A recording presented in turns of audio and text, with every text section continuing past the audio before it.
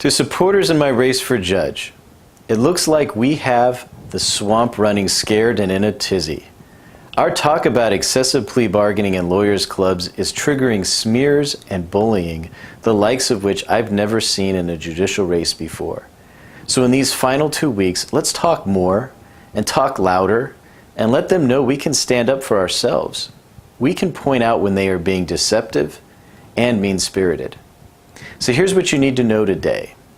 First, my opponent's political machine has recruited a PAC from Los Angeles called Cabia to help smear me. They took out a full-page ad in the Bakersfield Californian yesterday saying that my campaign is supported by California's richest trial lawyers who have made fortunes using laws like PAGA to wring settlement money from small businesses in Bakersfield. Okay, let me just pause right there. Yes, in my small local judges race, there's a Super PAC from Los Angeles smearing me. And yes, the claim in the newspaper isn't even remotely true. I've taken a pledge not to accept endorsements or contributions from attorneys who are likely to appear before me in court, so I don't have many campaign contributions from attorneys. I've sent back checks to lawyers. I have one single contributor who might meet the ad's description, and he's so anti-business, he's the chamber-loving Republican mayor of Lancaster. And he's a contributor because I've known him since I was a boy. We're as likely to argue today about great books as we are about the courts. His law practice is in Lancaster. More importantly, I'm not a PAGA attorney myself.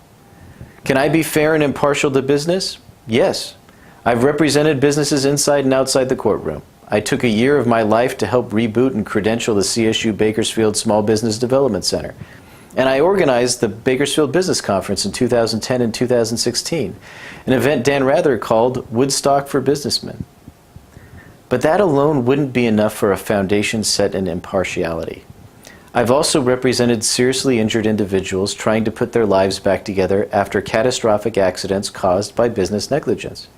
I've suffered for both sides of the aisle, and it's only from respecting, championing, and fighting for both perspectives at various times in my career that I've come to a place of impartiality that makes me a good candidate to be a fair judge.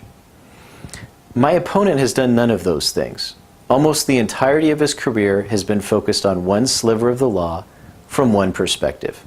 He's never walked a business client through a litigation budget or visited a plaintiff client in the hospital.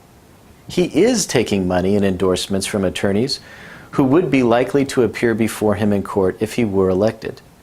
He's supported not only by a truckload of criminal defense attorneys who are eager to help get violent criminals back on our streets sooner, but also some plaintiffs' attorneys who won't blink before suing a small business. Maybe I need a Super PAC.